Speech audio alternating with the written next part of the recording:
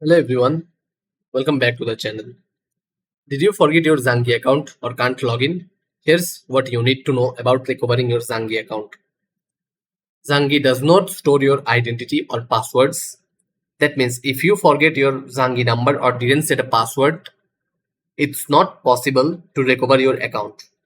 This is because Zangi values privacy.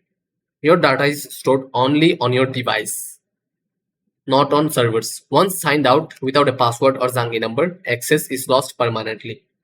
If you lost access, the only solution is to create a new Zangi account. This time, make sure to write down on your Zangi number and set a password. Don't forget it.